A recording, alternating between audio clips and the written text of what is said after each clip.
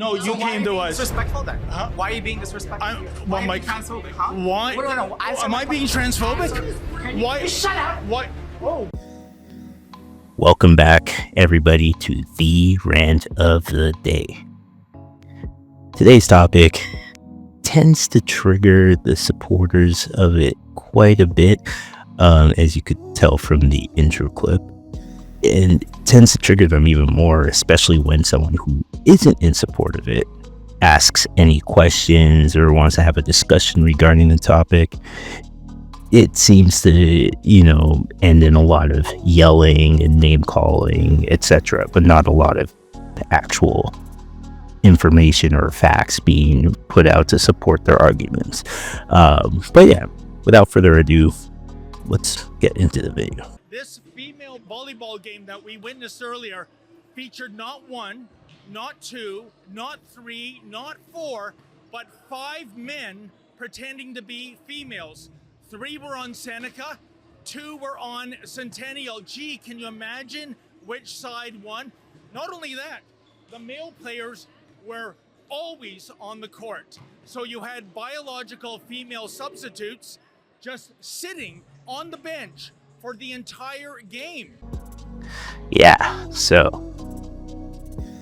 my stance on this situation is, in today's day and age, seen to be a little bit controversial for some reason. In my opinion, it's common sense, but it seems to those who are in support of it, it's very controversial to have my opinion on this. I don't think we can ignore physical biology when we're discussing something physical in nature. So this whole trans women should be able to go against biological women in women's sports is absurd to me. It has never made any sense to me. Male and female physiology is extremely different. Men have higher bone density, stronger muscles, tend to be larger, tend to be faster. There's so many physical factors that play into men being more advanced when it comes to physical activities like sports and things like that we need to take into account. That's the whole reason why there is a separation between men and women's sports, so that there is fairness, because without that, there wouldn't be women's sports at all, or women in sports, because in every sport, or unless I'm wrong, someone correct me in the comments down below, but in every sport that I know of, I don't see a single top player in that, when we're linking both men and women's groups together, that's a woman.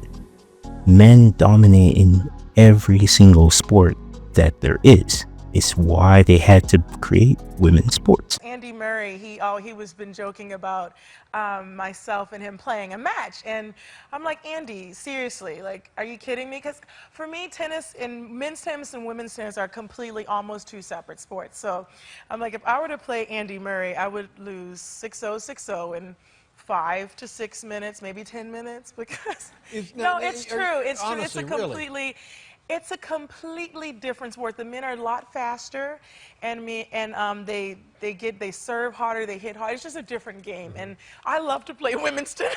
So this whole argument of, oh, well, if someone transitions to be a woman, they should be allowed to play in women's sports, is absolutely absurd to me, because they're still a male. Just because you express yourself, in a more feminine way, doesn't change the fact that you are a male. So you're still going to be able to do things that other males can do that women can't do, or that women can't do on the same level.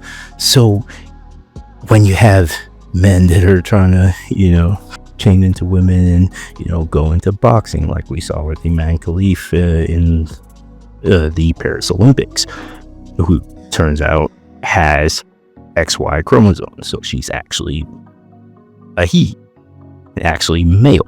He? You, yeah. I'm a female. However, was fighting females, and some of the female boxers are like, I've never in my life taken a punch like I had in that fight. And it just goes to show that it's a completely different ball game. Can you imagine if LeBron James decided today that he's actually a woman and decides to switch to the WNBA? Do you think any other team will ever beat the team that he's on? Bro is going to score 300 points every single game. Like, it's not even close. Come on, man. That's too easy. It's just ludicrous to me why, like, people are ignoring the extreme differences between male and female physiology, and all in the name of, oh, we don't want to hurt people's feelings. Like, I think you're doing more damage to someone by letting them be delusional or by affirming someone's delusions than you are by just telling them the truth, which in this case, the truth is pretty clear. But it's just interesting how, and I find it interesting how hostile people tend to get when you're having these conversations. And it's like, okay, if I'm so wrong in what I'm saying, or if what I'm saying is so outlandish, why are you so afraid to tell me what is actually true and all the things you have to back up what you're telling me is true? You know, I see it time and time again whenever I see interviews of people on this topic. They seem to get so hostile and so worked up. Just take a look at this clip here. Why am I transphobic, huh? Why? No. Am I being transphobic? Why? Shut up! Why?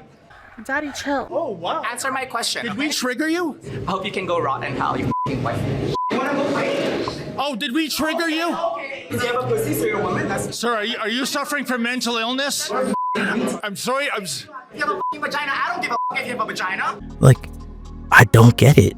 If you believe so strongly about something, or you're so rooted in one stance or the other, and you want other people to respect that, or you want other people to, you know, agree with your stance, why don't you back it up in a discussion? Why don't you say, oh yeah, well, my stance is right because of this, this, and this, and this? You just resort to yelling, getting angry, and name calling, insulting. It doesn't help your argument if you just throw a tantrum like a little child every time someone asks you questions about why you think one way or another. So I never understood this kind of reaction to questions. Like, now, to be fair, I do understand these Rebel News people were being a little bit antagonistic. They knew what kind of reaction they were going to get. But the questions they were asking are valid. And if you think that they're not, or if you think that, you know, they're wrong for having the stance that they have, then tell them. You know, have a conversation. Tell them why, you know, you're against their stance and whatnot.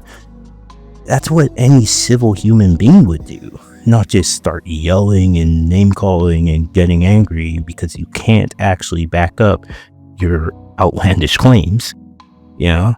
So, long story short, I'm all for people having the freedoms to do the things that they want to do, as long as they don't impede on other people's rights and freedoms.